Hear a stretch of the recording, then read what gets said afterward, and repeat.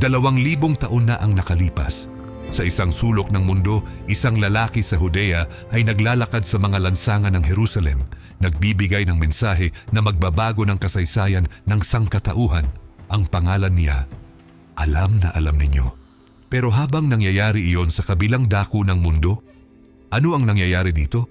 Sa mga pulo na kalaunan ay tatawaging Pilipinas? Karamihan sa atin ay lumaki na ang alam lang sa kasaysayan ng Pilipinas ay nagsisimula sa pagdating ni Magellan, 1521. Para sa marami parang wala pa tayong mundo bago dumating ang mga Espanyol. Pero mali iyon. At ngayon ibabalik natin ang mundo na iyon. Hindi ito hula. Hindi ito katang-isip. Ito ay nakabatay sa mga arkeolohikal na ebidensya, mga sinaunang tekstong Tsino at Arabiko, mga pag-aaral ng mga anthropologist at historian, at ang mga labi ng isang sibilisasyon na nandoon na buhay 2,000 taon bago mo pa nabasa ang unang linya ng rotekong ito. Ihanda ang inyong sarili dahil ang Pilipinas na makikita ninyo ngayon, hindi ninyo ito inaasahan. Simulan natin sa kung saan nagsisimula ang lahat, yung lupa mismo. 2,000 taon na ang nakalipas, ang mga pulo ng Pilipinas ay hindi isang bansang may pangalan. Walang watawat, walang iisang pamahalaan, pero may buhay. Napakaraming buhay. Ang mga dalampasigan ng Visayas ay puno ng aktibidad. Ang Maynila o ang lugar na kalaunan ay magiging Maynila ay isang mababa, mainit na lugar sa tabi ng isang malawak na ilog, ang Pasig, na dumadaloy mula sa lawa patungo sa dagat. Walang pader, walang kuta, basta ilog, kagubatan at mga taong namumuhay sa tabi ng tubig. Sa Hilaga, ang mga bundok ng Cordillera ay tinitirhan na ng mga ninuno ng mga Igorot at Ifugao, mga taong kaayo ng bundok, ng ulan at ng lupa, at ang mga terasa ng Banawe. Ayon sa mga pag-aaral, ang pagtatayo ng mga ito ay nagsimula ng higit sa 2,000 taon na ang nakalipas. Ibig sabihin, habang itinatatayo ni Herodes ang kanyang templo sa Jerusalem, dito sa gitna ng mga bundok ng Luzon, may mga taong inukit ang mga gilid ng bundok gamit ang kanilang mga kamay, buto at determinasyon para lumikha ng isa sa pinakamahangahang istruktura ng sinaunang mundo. Isipin ninyo iyon sandali. 2,000 taon, walang makinarya, walang semento, bato, lupa at mga kamay ng tao. At nandito pa rin iyon hanggang ngayon. Pero sino ang mga taong ito?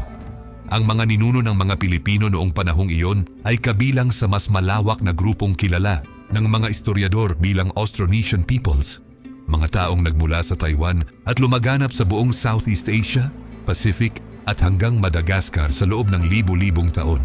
Matagal na silang nanandito bago pa man dumating ang unang Asyano na magsusulat ng kanilang kasaysayan.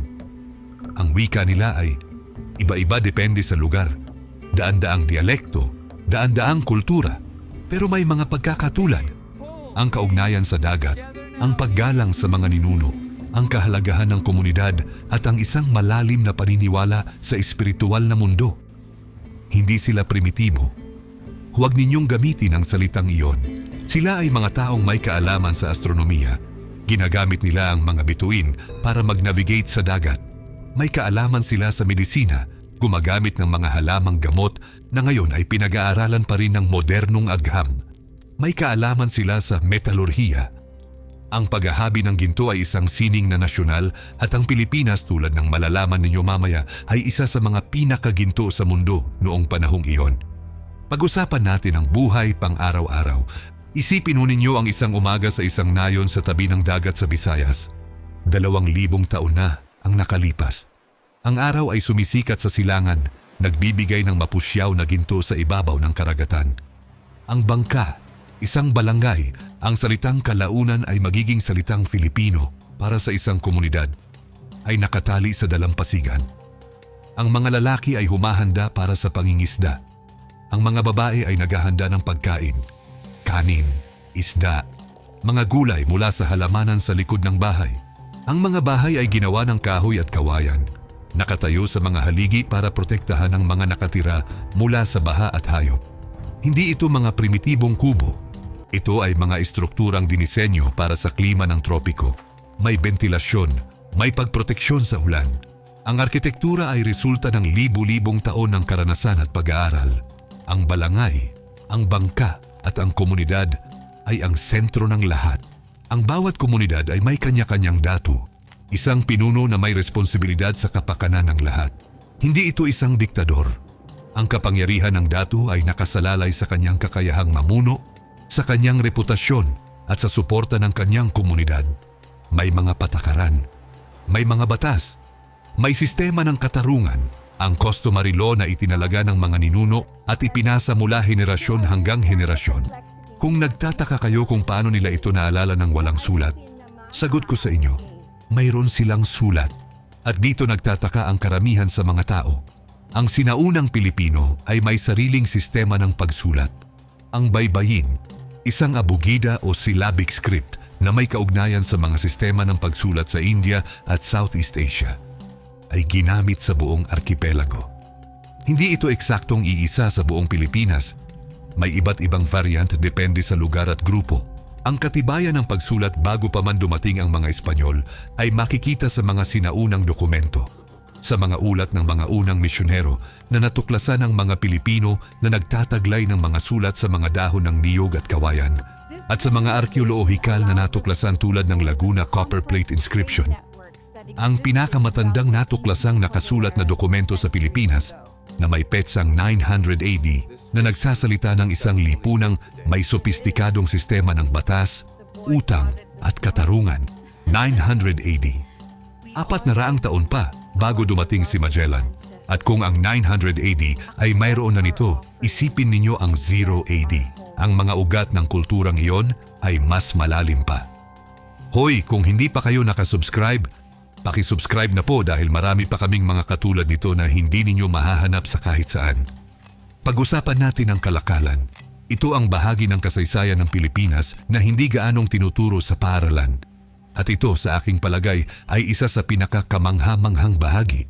Noong panahon ni Jesus, ang mga pulo ng Pilipinas ay aktibong kalahok sa isang malawak na network ng kalakalan sa buong Asya. Ang mga bangka ng mga sinaunang Pilipino ay hindi lang lumalangoy sa pagitan ng mga pulo. Lumalangoy sila hanggang China, hanggang Borneo, hanggang Malay Peninsula, hanggang India. Ang mga rekord ng Chino, ang pinakamaaga ay mula sa panahon ng Han Dynasty na tumutugma sa panahon ni Jesus, ay nagsasalita ng mga mangangalakal mula sa mga pulong nasa timog na nagdadala ng mga produkto. Ginto, wax, ratan at mga mahalaga pang kalakal. Ginto.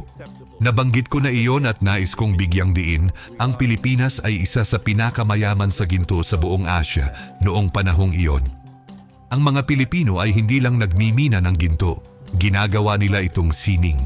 Ang paggawa ng ginto ay isang mahalagang bahagi ng kultura, ng relihiyon, ng katayuang panlipunan. Mayroon tayong katibayan, arkeolohikal na katibayan ng napakayamang tradisyon ng paggawa ng ginto sa Pilipinas na umabot sa libu-libong taon. Ang Golden Tara of Agusan na natuklasan sa Mindanao at may petsang maaaring umaabot sa ika-9 hanggang ika-13 siglo ay isang halimbawa ng kahusayan ng Pilipinong panday ginto. Ang mga tradisyon na naglikha niyon ay hindi naman lumabas ng biglaan. Ang mga ito ay produkto ng libu-libong taon ng pagpino. At ang lahat ng ito ay nangyayari habang ang mundo ng Mediterranean ay abala sa sarili nilang kasaysayan. Ngayon pag-usapan natin ang espiritualidad dahil ito ay isa sa pinakamalalim na aspeto ng buhay ng sinaunang Pilipino.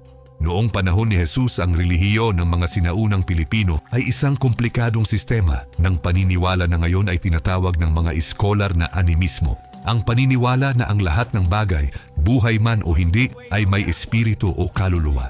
Pero huwag ninyo itong bawasan sa isang simpleng salita. Ang espiritual na mundo ng sinaunang Pilipino ay mayaman at komplikado. Mayroon silang mga diwata, mga Diyos at Diyosa na may kontrol sa iba't ibang aspeto ng kalikasan at buhay ng tao. Mayroon silang mga anito, mga espiritu ng mga yumaong ninuno na patuloy na nagbabantay at nagbibigay ng gabay sa mga buhay. Ang babaylan, ang espiritual na leader ng komunidad na madalas ay babae, ay nagsilbing tagapamagitan sa pagitan ng mundo ng mga buhay at ng mundo ng mga espiritu. Ang babaylan ay mga ngamot, tagapayo at tagapagtanggol ng komunidad laban sa mga espiritual na panganib. Isipin ninyo ang isang gabi sa isang sinaunang nayon. Ang mga bituin ay maliwanag, walang ilaw ng lungsod na nagtatakip. Ang babaylan ay nakaupo sa gitna ng komunidad, nagdarasal, nag-aawit, nagbibigay ng mensahe mula sa mga ninuno. Ang mga apoy ay nagliliwanag sa mga mukha ng mga nanonood. Matatanda, bata, datu at alipin, lahat ay nakinig. Ito ang espiritual na mundo ng Pilipinas 2,000 taon na ang nakalipas. Hindi ito mas mababa sa anumang iba pang tradisyong espiritual ng mundo. Ito ay isang sistema na may lalim, may karunungan, may kagandahan. Ano ang naiisip ninyo? Mas malaki ba ang inyong inaasahan o mas maliit sa Pilipinas noong panahong iyon? Sabihin ninyo sa mga komento. Pag-usapan natin ang istruktura ng lipunan. Ang lipunan ng sinaunang Pilipino noong panahon ng unang siglo AD ay hindi egalitarian. May mga antas, may mga klase. Pero ito ay mas komplikado kaysa simpleng mayayaman at mahirap. Sa itaas ay ang datu at ang kanyang pamilya, ang maharlika, ang uri ng mga marangal na tao na may pribilehiyo ng kapangyarihan at yaman. Ang datu ay hindi lang pinuno sa digmaan, siya ay tagapamagitan sa pagitan ng komunidad at ng espiritual na mundo, tagapanatili ng mga tradisyon at batas, at tagapamahala ng mga relasyon sa ibang komunidad. Sa gitna ay ang timawa, ang mga malaya, ang mga magsasaka at mangingisda at mga ngalakal na bumubuo ng karamihan ng komunidad. Hindi sila alipin pero may obligasyon sila sa kanilang datu. Sa ibaba ay ang alipin at dito kailangan nating mag-ingat sa ating pag-unawa. Ang alipin sa sinaunang Pilipinas ay hindi katulad ng alipin sa ibang bahagi ng mundo. Maraming uri ng alipin, ilan ay naglilingkod dahil sa utang, ilan ay naglilingkod bilang parusa sa isang krimen, ilan ay isinilang sa kalagayang iyon. At may mga paraan para makawala. Ang pagbabayad ng utang, ang kasal, ang tulong ng isang makapangyarihang tagapagtangkilik. Hindi ito nangangahulugang ang sistema ay makatarungan. Hindi ito nangangahulugang walang pagdurusa. Pero ito ay mas nuansado kaysa ang inaakala ng marami. Pag-usapan natin ang pagkain. Dahil ang pagkain ay buhay at ang buhay ay kasaysayan. Ang pagkain ng sinaunang Pilipino noong unang siglo AD ay hindi gaanong naiiba sa pagkain kilala natin ngayon. Ang kanino bigas ay may pangunahing pagkain na noon pa. Ang pagsasaka ng palay ay matagal nang isinasagawa sa Pilipinas bago pa man dumating ang unang siglo AD. Isda, sariwa, tuyo, binuro ay mahalagang bahagi ng dieta. Ang Pilipinas na napapalibutan ng karagatan at puno ng mga ilog at lawa ay nagbibigay ng sagana sa isda. Ang bagoong at iba pang fermented na pagkain ay umiiral na. Ang fermentasyon ay isang sinaunang teknolohiya na ginagamit sa buong mundo para mapanatili ang pagkain. Ang mga prutas, niyog, saging, mangga na maaring mas maliit at mas maasim kaysa sa alam natin ngayon pero nandoon na, ay nagbibigay ng tamis at sustansya. Ang niyog lalo na ay isang pangunahing pinagkukunan ng pagkain, inumin at materyales para sa konstruksyon at paggawa. Ang mga mahal na pagkain, ang karne ng baboy ng manok, ay karaniwang nakalaan para sa mga espesyal na okasyon, mga pista, mga seremonya, mga pagdiriwang ng tagumpay sa digmaan o kalakalan. At pag-usapan natin ang koneksyon sa labas ng mundo. Nabanggit ko na ang kalakalan sa China, pero ang koneksyon ng sinaunang Pilipinas sa labas ng mundo ay mas malawak pa.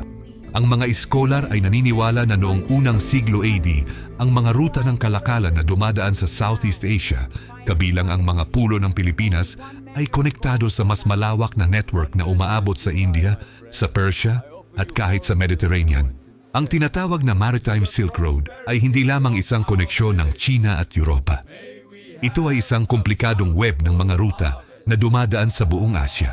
Ibig sabihin, ang mga produkto mula sa Pilipinas, ginto, beeswax, tripang, sea cucumber na paboritong pagkain ng mga Chino ay maaaring narating ang mga lugar na malayo.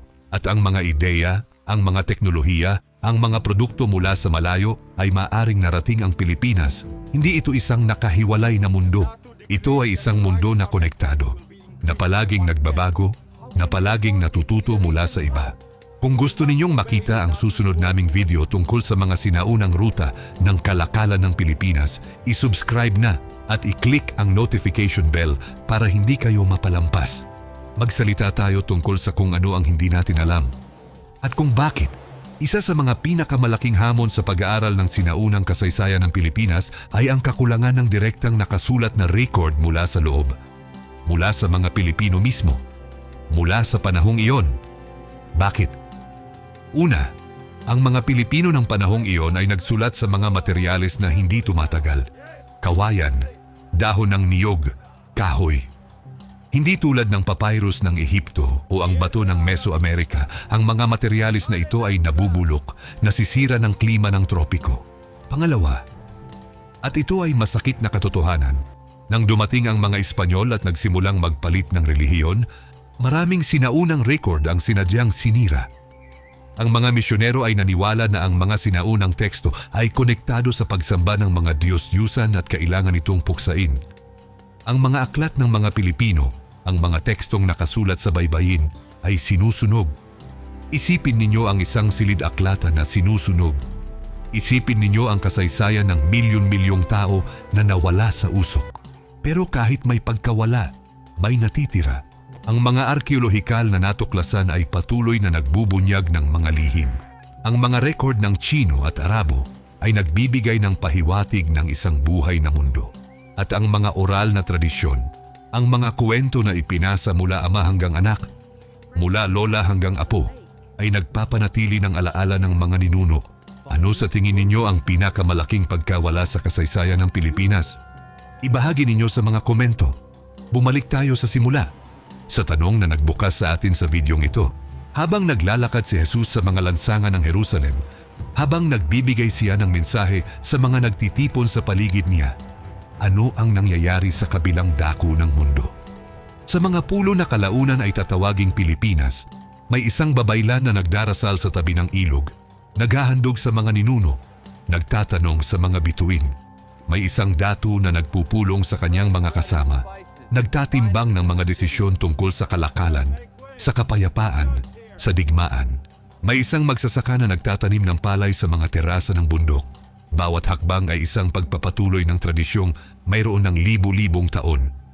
May isang bata na naglalaro sa dalampasigan, hindi alam na ang mundo na kanyang tinitirhan ay isang bahagi ng isang mas malawak na kasaysayan, na ilang libong taon pa ang hihintayin bago maisulat. May isang mangangalakal na inilalagay ang mga ginto sa isang bangka, handa nang maglayag patungong China, na dala ang mga kayamanan ng kanyang lupa at ang mga kwento ng kanyang mga tao. Lahat sila ay buhay. Lahat sila ay may pangalan. Lahat sila ay may pag-asa, may takot, may pagmamahal. Wala tayong alam sa kanilang mga pangalan. Nawala ang karamihan sa kanilang mga kwento. Pero ang lupa na kanilang tinahak, nandito pa rin. Ang dugo nila ay dumalong patungo sa atin. Ang mga tradisyon nila, kahit binago ng panahon at ng kasaysayan, ay nabubuhay pa rin sa ating mga kaugalian, sa ating mga pagkain, sa ating mga salita, sa ating paraan ng pag-unawa sa mundo. Ito ang Pilipinas 2,000 taon na ang nakalipas. Hindi isang walang kasaysayan na lupain na naghihintay lamang na tuklasin ng mga dayuhan. Hindi isang lugar na walang kultura, walang kaalaman, walang dignidad. Ito ay isang buhay na mundo. Komplikado, maganda, puno ng buhay at kaalaman at sining at pananampalataya. At tayong lahat, bawat Pilipinong nagbabasa o nakikinig ngayon, ay mga tagapagmana ng mundong iyon. Hindi lang kayo tagapagmana ng 1521. Hindi lang kayo tagapagmana ng kolonyal na kasaysayan. Kayo ay tagapagmana ng libu-libong taon ng kasaysayan ng isang taong naninirahan sa mga pulo sa gitna ng dagat, na natutunan ang kalangitan at ang karagatan, na lumikha ng ganda mula sa ginto at kawayan at salita. Ang kasaysayan ng Pilipinas ay hindi nagsisimula sa pagdating ng mga Espanyol. Nagsisimula ito sa unang tao na tumayo sa dalampasigan ng Pilipinas at tumingin sa karagatan at nagpasyang manatili. At iyon ay libu-libong taon na ang nakalipas. Kapag isinasaalang-alang ninyo ang lahat ng ito, ang ginto, ang kalakalan, ang sining, ang espiritualidad, ang kaalaman, paano nito binago ang inyong tingin sa sarili ninyong kasaysayan? Ibahagi ninyo sa mga komento. Gusto naming marinig ang inyong mga saloobin. At kung hindi pa kayo nakasubscribe sa channel na ito, ngayon na ang tamang oras dahil ito lang ang simula. Mayroon pa kaming mga kwento ng Pilipinas na hindi ninyo mahahanap sa kahit saan. Mga kwento ng mga sinaunang hari, ng mga dakilang mangangalakal, ng mga babaeng pinuno na nagbago ng kasaysayan. Ang Pilipinas ay mas malalim kaysa sa inaakala ninyo. At kami ay nandito para ibahagi ang lahat ng iyon sa inyo, isang video sa isang pagkakataon. I-subscribe, i-click ang notification bell, at samahan ninyo kami sa susunod na paglalakbay sa nakaraan. Ang videong ito ay isang rekonstruksyong artistiko na ginawa gamit ang artificial intelligence batay sa mga makasaysayang pananaliksik, arkeolohikal na datos at mga akademikong pinagkukunan. Ang mga visual na representasyon ay interpretasyon lamang at hindi lahat ng detalye ay maaaring tumpak ng walang karagdagang pananaliksik. Hinihikayat namin ang lahat ng manonood na kumonsulta sa mga opisyal na pinagkukunan ng kasaysayan, sa mga akdain ng mga arkeologo at historiador, at sa mga pambansang institusyon ng Pilipinas para sa mas tumpak at kompletong impormasyon tungkol sa sinaunang kasaysayan ng bansa.